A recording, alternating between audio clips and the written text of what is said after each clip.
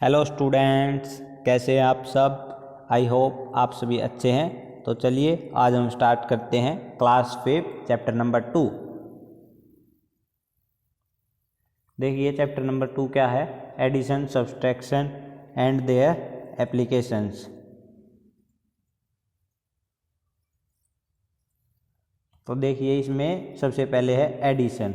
Addition का मतलब होता है प्लस करना, जमा या जोड़। तो देखिए 1 + 1 2, इसको हम बोलेंगे ऐड, और इसी को ऐड करना होता है ये एडिशन। एडिशन मतलब जोड़ना। तो आपने 1 + 1 में 1 को जोड़ा तो ये हो गया आपका 2। इसी तरह से अब आपके बड़े बड़े टर्म्स आएंगे, जैसे 2 4 3 1 में आप 0 1 2 1 को ऐड करेंगे तो 1 और 1 2, 3 और 2 5, 4 और 1 5 और 2, इस तरह से। ओके, ये हो गया आपका 2552। तो देखिए ये आपको एग्जाम्पल दिखाया है ए, इसमें लाख पर 10,000 1000 100 10 और 1। तो देखिए 7 और 5 12, ऊपर 1 कैरी आ गया, 5 और 2 7 और ये 1 8, 8 और 3 11, ये 1 और ये 1 कैरी, 9 और 1 10 और 1 11, ये 11 और 1 कैरी, 6 और 1 7, 7 और 3 10, ये 0 और ये 10। तो आपका ये आंसर आ गया 1,01,182। इसी तरह से आपने ऐड करना है। ओके, तो चलिए आगे देखिए, ये दिया है rewrite in columns using place value and add. तो आपने ये प्लेस वैल्यू लिखना है, ये प्लेस वैल्यू ये ऊपर देखिए, तो इसको राइट डाउन करेंगे। ये है 5087। तो इसको हम लिख लेते हैं सबसे पहले 1 10 100 1000 10,000। तो ये क्या है 5087, 5087। उसके बाद है 26,542, 26,542। तो देखिए 7 और 2 9, 8 और 4 12, 5 और 1 6, 6 और 5 11, 2 और 1 3। तो ये आ गया आपका 31,629। तो ये हो गया आपका ऐड। तो इन दोनों प्लस करके आपने इस तरह से लिखना है। इसी तरह अगला भी, ये 2 हैं 6 5 8 7 5 और 7 5 8 4 2, 7 5 8 4 2। इनको भी प्लस करके लिखना, जो भी नीचे आंसर आए वो आपका आंसर। इस तरह से है ये कुछ एग्जाम्पल्स। इसी तरह से भी आपने ये प्लस करने हैं। तो चलिए आगे, आगे है सब्ट्रैक्शन। सब्ट्रैक्शन होता है घटाना या माइनस भी बोल सकते हैं। 24 से 2 को सब्ट्रैक्ट करेंगे तो यह आ गया आपका 22। इसी तरह से अब आगे आएंगे बड़ी बड़ी टर्म्स, तो उनमें से आपने माइनस करना है। तो देखिए ये ए पार्ट है, इसको देखते हैं। ये 5 6 0 0 6, और इसमें से क्या माइनस करना है 2 7 5 8। अब देखिए ये 6 है, नीचे 8 है, तो 6 छोटा है, तो अब इसको कैरी देंगे। तो ये 6 से इधर आया, यहाँ कितने बच गए 5, ये हो गया 10। अब इसने 1 इधर कैरी दे दिया तो यहाँ बच गए 9। इसी तरह यहाँ भी 9 बच गए, ये इसने आगे 1 कैरी दे दिया तो ये हो गया 16। अब 16 से 8 गए तो कितने बचा 8, तो ये यहाँ पे था 9, 9 में से 5 गए 4। अब आगे भी ये 9 है, तो 9 में से 7 गए 2, और 5 में से 2 गए 3। तो ये आ गया आपका आंसर 3248। तो देखो यही आंसर 3248। ओके, इसी तरह ये नीचे आपने रिवीजन के लिए सोल्व करने हैं, प्रैक्टिस कर सकते हैं आप इनकी, नहीं तो आगे एक्सरसाइज में क्वेश्चन आएंगे आप उनको सोल्व कर लेना। 8 7 6 5 में से आप माइनस करेंगे 2 9 8 4, तो देखिए 5 में से 4 गया 1। अब इसी तरह ये 6 है, नीचे 8 है तो 1 कैरी देंगे हम, ये हो गया 17। इधर फिर भी छोटा तो ये इधर दे देंगे, यहाँ पे हो गया 16, यहाँ पे 7 और इधर 16। 16 से 8 गया 8, 16 में से 9 गया 7 और 7 में से 2 गए 5, 5 7 8 1। ये आ गया आपका ए पार्ट का आंसर इस वाले का।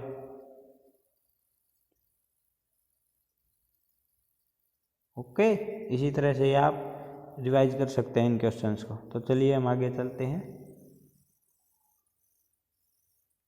अब ये फिल इन द ब्लैंक्स है, आप इनको फिल कर लेना। ए पार्ट देखिए क्या है, देखिए प्लस करना है।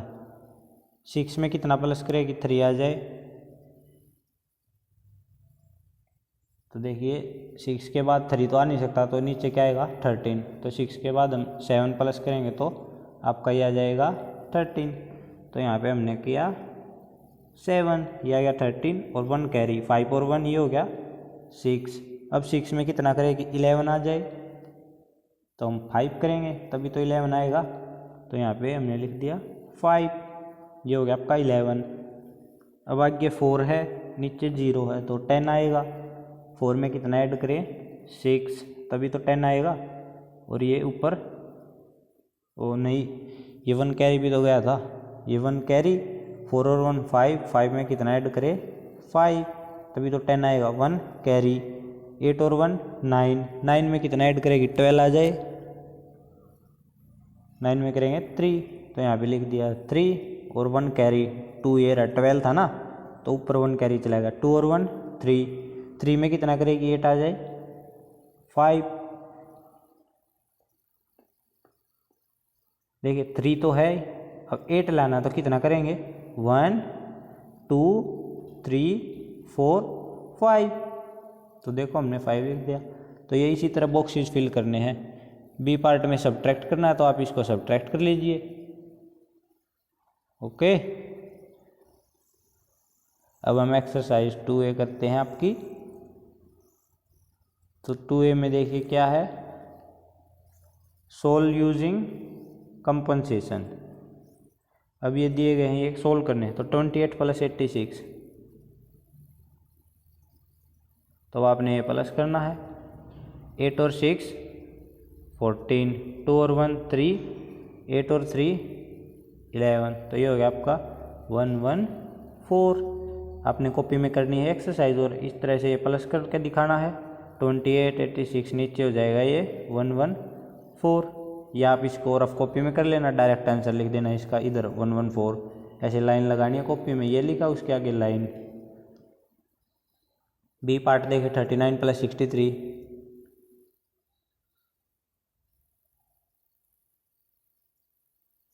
9 और 3 12, 3 और 1 4, 6 और 4 10, ये हो गया आपका 102। ओके, अब देखिए सी 72 + 46, 6 और 2 8, 7 और 4 ये हो गया आपका 11, तो आपका आंसर आ गया 118। तो इसका आप आंसर लिखेंगे 118। इसी तरह से ये प्लस के हैं, प्लस के आप यहाँ तक है जी तक कर लेना, उससे आगे माइनस के स्टार्ट है तो अब माइनस के करा देते हैं। 56 - 38, तो देखिए इससे माइनस करना है, ये ऊपर 1 कैरी देंगे इसको 16, 16 में से 8 गए 8, यहाँ पे कितना बच गया 4, 4 में से 3 गया 1, ये हो गया आपका 18 आंसर। तो एच पार्ट का आंसर क्या है 18। ओके, इसी तरह आगे आई 80 - 27,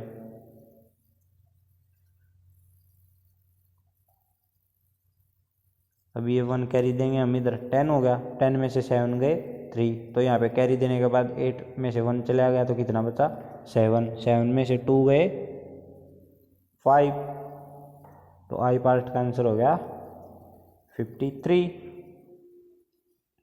अगला देखिए के पार्ट, ये वाला 63 माइनस 31, 3 में से 1 गया 2, 6 में से 3 गए 3, तो इसका आंसर क्या आ गया 32। तो ये अगले पार्ट्स हैं, ये आप खुद कर लेना ट्राई। ओके,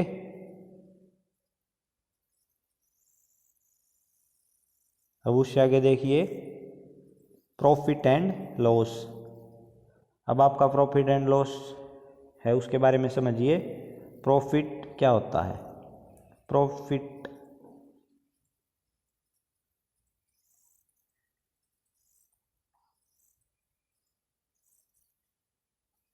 ये होता है फायदा, और लॉस नुकसान।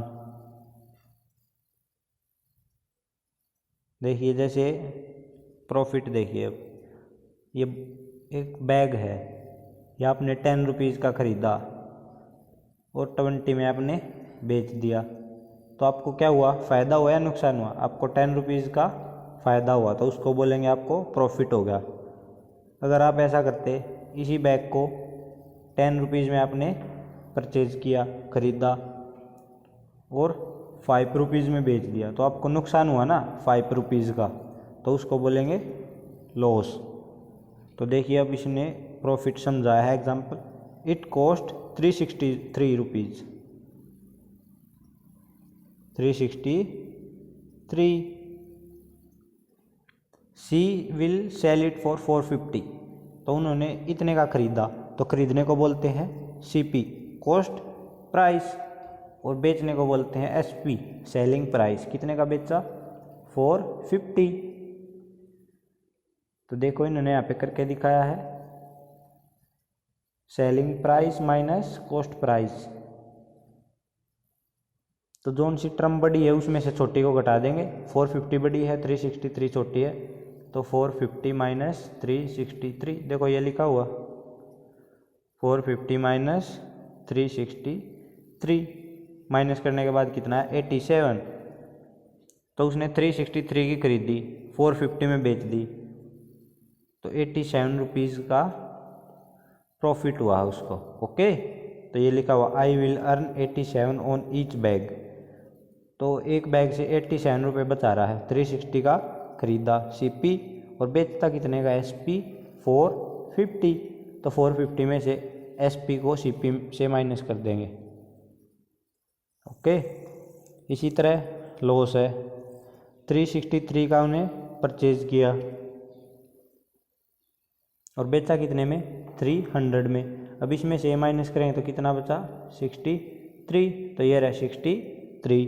अब उसको 63 रुपीज़ का नुकसान हो रहा है, अगर वो 363 का परचेज करता है और 300 में उसको सेल करता है। ओके, तो चलिए अब आपकी एक्सरसाइज 2B, इसका फर्स्ट क्वेश्चन है decide whether there is profit और लॉस। अब आपने देखना है कि इसमें प्रॉफिट हो रहा है या लॉस हो रहा है। तो देखिए कॉस्ट प्राइस कितना है इसका 305 और सेलिंग प्राइस कितना है 340, तो जोन सी टर्म बड़ी है उसमें से छोटी को माइनस करेंगे तो 340 बड़ा है, 305 छोटा है, तो इसमें से माइनस करने के बाद देखो क्या आया 35 रुपीज़, तो उसको प्रॉफिट हो रहा है 35 का, क्योंकि उसने 305 की तो परचेज करी और सेल कितने में करी 340 में, तो ये लिखा हुआ है प्रॉफिट, तो आपने लिख देना प्रॉफिट के आगे 35। फर्स्ट क्वेश्चन में तो इसने लिख के दिखा दिया प्रॉफिट 35 रुपीज़। नेक्स्ट क्वेश्चन में इसने यहाँ पे कुछ नहीं दिया, आपने खुद से देखना है कि इसको प्रॉफिट हो रहा है लॉस। तो कॉस्ट प्राइस है 275, ये है कॉस्ट प्राइस, सेलिंग प्राइस है 255, खरीदता इतने का है और बेचता इतने का है, तो इसमें से माइनस करेंगे 0, 7 में से 5 गया 2, तो उसको 20 रुपीज़ का नुकसान हो रहा है, क्योंकि वो 275 का तो ख़रीदता है और बेचता कितने का है, 255 रुपीज़ का। तो इसको 20 रुपीज़ का नुकसान हो रहा है, तो इसको बोलेंगे लॉस। तो इसके आगे लिख देना आपने लॉस। ओके, फिर इक्वल टू 20 रुपीज़। अभी ये सी और डी आपने खुद करने हैं। 428 का ख़रीदा, 410 में उसने बेच दिया।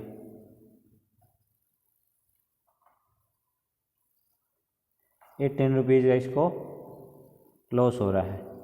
428 का ख़रीदा और 410 में बेच दिया। 8 में से 0 गए 8, 42 में से 41 गए 1, तो ₹18 आ गए। ओके, तो ₹18 का उसको लॉस हो रहा है। ये डी पार्ट आप खुद करना। 2390, इतने का ख़रीदा, इतने का बेचा, तो इसमें से इसमें घटाएंगे तो ये आएगा प्रॉफिट। अब आपने माइनस करके लिखना है कितना प्रॉफिट आएगा। ओके, तो चलिए हम चलते हैं आगे क्वेश्चन नंबर 2 की तरफ। क्वेश्चन नंबर 2 देखिए, ये है कॉस्ट प्राइस, ये सेलिंग प्राइस। अब आपने इसमें इसी तरह से लिखना है प्रॉफिट है या लॉस है। यहाँ पे तो लिखना प्रॉफिट लॉस और यहाँ पे लिखना है कितने का प्रॉफिट लॉस हो रहा है। फर्स्ट क्वेश्चन इन्होंने करके दिखा दिया। अब हम करते हैं क्वेश्चन नंबर 2। 8935, ये रहा, ये है सेलिंग प्राइस। मैंने बताया था जोन सी टर्म बड़ी है उसमें से छोटी हो घटा लेंगे। उसके बाद 83, अब इससे माइनस करना, ये आ गया आपका 45 540। ओके, तो 540 रुपीज़ का उसको फ़ायदा हो रहा है, क्योंकि इतने का तो वो बेच रहा है और ख़रीदता इतने का है। कम में ख़रीद रहा है और ज़्यादा में बेच रहा है उसको, तो 540 रुपीज़ बच रहे हैं उसको। तो यहाँ पे लिखना आपने प्रॉफिट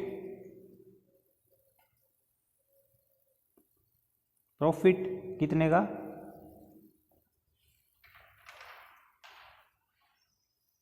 543 रुपीज़। ओके, इसी तरह अगला सी देखो, 140, इतने का तो खरीदता है और बेचता इतने का। इसमें भी इसी तरह,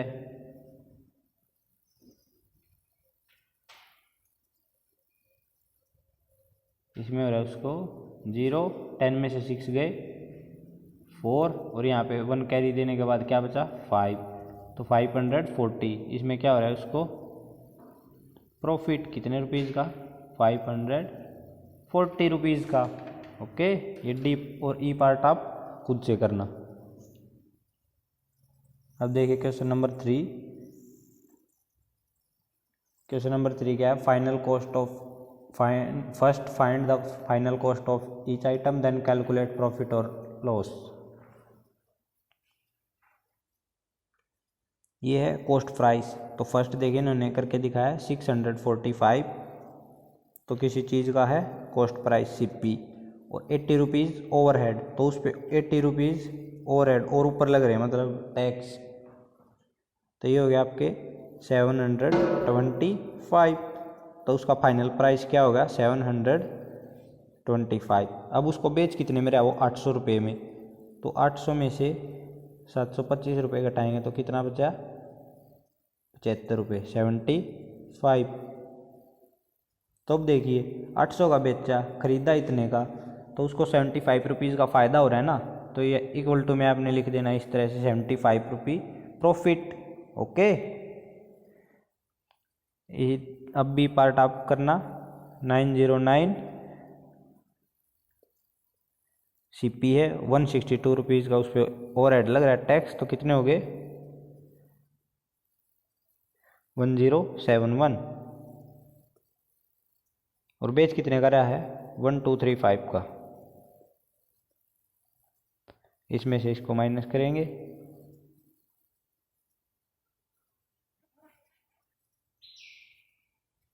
ये इधर कैरी देंगे, ये 13 में से 7 गए कितना बचा तो ये बचा 6 और इधर कितना बचा 1, ये 11 में से 10 गया 1, तो इसको बचा 164।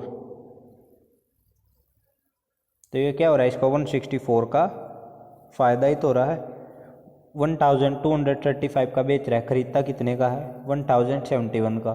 तो ये यहाँ पे लिखेंगे आप प्रॉफिट, और ये उसके 164 रुपीज़, कितने रुपये का हो रहा है उसको फ़ायदा 164 रुपीज़ का। ओके, इसी तरह ये सी पार्ट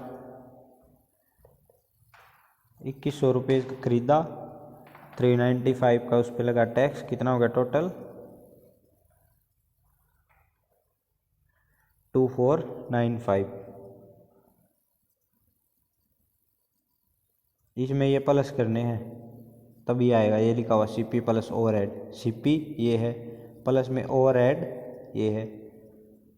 अब इसमें से ये माइनस करेंगे,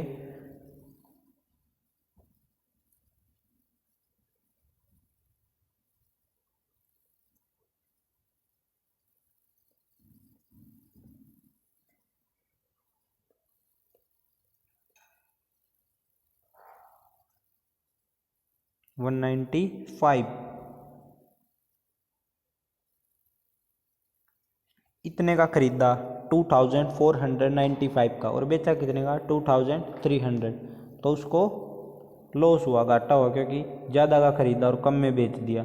कितने का घाटा हुआ 195 रुपीज़ का। ओके, ये डी और ई पार्ट आप खुद से करना।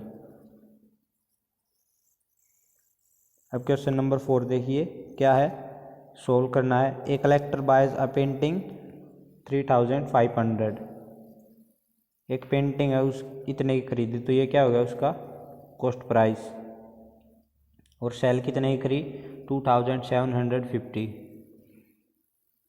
इतने की बेच दी। तो फाइंड द गेन और लॉस, अब उसको ये बताना कि फ़ायदा हो रहा है या नुकसान हो रहा है। तो इससे माइनस करना, कितने आए, अब ये 1 इधर दे दिया इसने कैरी, तो यहाँ पे कितने बचे 4, तो 34 में से 27 गए 750, तो उसको 750 रुपीज़ का लॉस हो रहा है, क्योंकि ज़्यादा में ख़रीदा और कम में उसने बेच दिया। तो यहाँ पे लिखना है आपको लॉस 750 रुपीज़। ओके, कॉपी में आपने स्टेटमेंट लिखनी है और उससे आगे ये आपने इस तरह से सोल्व करना है। सीपी इतना है, एसपी इतना है, सीपी में से एसपी को माइनस करा 750 आया और लॉस हो गया 750 रुपीज़ का। ओके, इसी तरह B, a second hand furniture dealer buy a use table for 3250, इतने का खरीदा,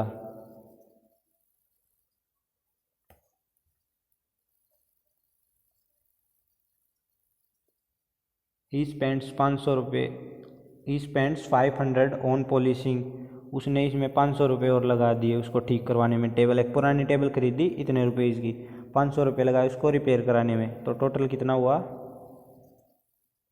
3750।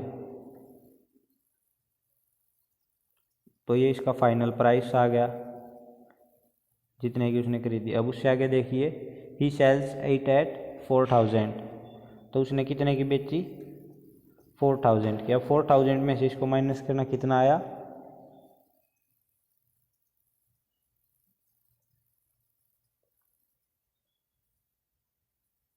क्या गया 250, तो 250 का उसको क्या हो रहा है गेन, मतलब कि प्रॉफिट।